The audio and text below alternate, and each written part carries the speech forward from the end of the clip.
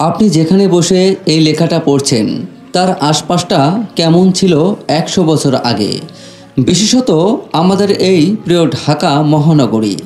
চারপাশটা কি এমন আকাশচুম্বী দালান কোঠা আর ধুলিমলিন বিষণ্ণ ডিজেলের গন্ধে ভরা ছিল? চোখ বন্ধ করে ঘুরে আসুন ১০০ থেকে ১৫০ বছর আগে। নিজেকে কল্পনা করুন ঢাকার রাস্তায় কি দেখেছেন। চলুন মিলিয়ে নিন আপনার কল্পনা আর বাস্তবকে। আজ আমরা ঢাকার যে ছবিগুলো দেখব সেই ছবিগুলোর কিছু চার্লস ডয়েলের আঁকা ১৮০৮ থেকে ১৮১১ সালের দিকে। লালবাগ কেল্লা। লালবাগ কেল্লা মোগল সাম্রাজ্যের অন্যতম নিদর্শন। এটা যতটা না সামরিক কাজে ব্যবহৃত হতো তার চেয়ে বেশি ব্যবহৃত হতো মোগল নবাবদের বাগান বাড়ি বা অবকাশ যাপন কেন্দ্র হিসেবে। ১৬৭৮ সালে সুলতান মোহাম্মদ আজমের শাসন আমলে সুবেদার শায়েস্তা খাঁর তত্ত্বাবধানে লালবাগ কেল্লার নির্মাণ কাজ শুরু হয়। কথিত আছে যে ১৬৮৪ সালে সুবেদার শায়েস্তা খাঁর আদরের কন্যা ইরান দুকত পুরী বিবি এর মৃত্যুতে খাঁ প্রচণ্ড কষ্ট পান এবং অবিলম্বে এই দুর্গের নির্মাণ বন্ধ করে দেন এবং এর অভ্যন্তরে তিনি পরিবিবির কবর স্থাপন করেন, যা পরিবিবির মাজার নামে পরিচিত।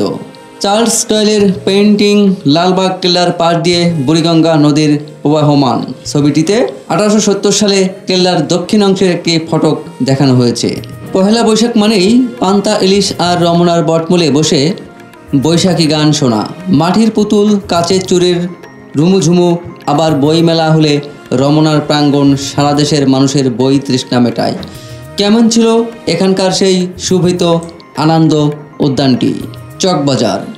পুরানো ঢাকার ইফতারি মানে চকবাজারের ইফতারি। পুরো রমজানে একবার হলেও চকবাজারে টু মেরে আসতে হয় নগরবাসীর। হরেক রকমের লোভনীয় খাবারের আঁকড়া এই চকবাজার। কিন্তু এই চকবাজারেই একসময় কৃতিদাস কেনা বেচা হতো।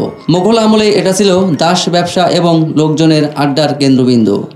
ঢাকা কলেজ অনেক ইতিহাসে সাক্ষী। এই ঢাকা কলেজ ১৮৪১ সালে উপমহাদেশের প্রথম আধুনিক শিক্ষা প্রতিষ্ঠান হিসেবে প্রতিষ্ঠিত হয়। হিন্দু কলেজের শিক্ষক এবং কেমব্রিজ বিশ্ববিদ্যালয়ের ছাত্র জে আয়ারল্যান্ড ঢাকা কলেজের প্রথম অধ্যক্ষ। বর্তমানে ঢাকা কলেজে উচ্চ মাধ্যমিক পাঠ্যক্রমের সঙ্গে সঙ্গে স্নাতক ও স্নাতকোত্তর পর্যায়ে ১৯টি বিষয়ে শিক্ষাদান কার্যক্রম চালু রয়েছে। ছাত্রদের জন্য ঢাকা কলেজের 7টি ছাত্রাবাস আছে। ঢাকেশ্বরী মন্দির। ঢাকেশ্বরী মন্দিরের নির্মাণশৈলী দেখে ধারণা করা হয় যে এটা পূর্বে একটি বৌদ্ধ মন্দির ছিল, পরবর্তীতে যা রূপান্তরিত হয় হিন্দু মন্দিরে। ১৯ শতকের শেষের দিকে মন্দিরটি সম্পূর্ণ জংলাকীর্ণ ছিল এবং রক্ষণাবেক্ষণ ও উপাসনার জন্য কোনো পুরোহিত ছিল না। Mitford hospital, Salimullah medical college. ১৮২০ সালে Dhaka collector sir Robert Mitford বুড়িগঙ্গার তীরে এই হাসপাতালটি তৈরির উদ্যোগ নেন। ঢাকায় কলেরার ব্যাপক মহামারী দেখে তিনি অত্যন্ত ব্যথিত হন এবং এই মেডিকেল কলেজ প্রতিষ্ঠা করেন। মূলত ১৯৬২ সালে এটি মেডিকেল কলেজের রূপ নেয় এবং ঢাকার নবাবদের দানশীলতার প্রতি সম্মান জানিয়ে পরবর্তীতে এর নাম স্যার সলিমুল্লাহ মেডিকেল কলেজ রাখা হয়। এখন যে ছবিটি দেখছেন এটি তেজগাঁও এলাকা, ১৮৮০ সালের। এই ছবিটি ধলাইখালের স্টিল ব্রিজ, লোহার ব্রিজ, ১৯০৪ সালের। এখন যে ছবিটি দেখছেন এটি সেন্ট থমাস চার্চ, ঢাকা, ১৮৭২ সালের। এখন যে ছবিটি দেখছেন এটি নারিন্দা খ্রিস্টীয় কবরস্থান, ১৮৭৫ সালের।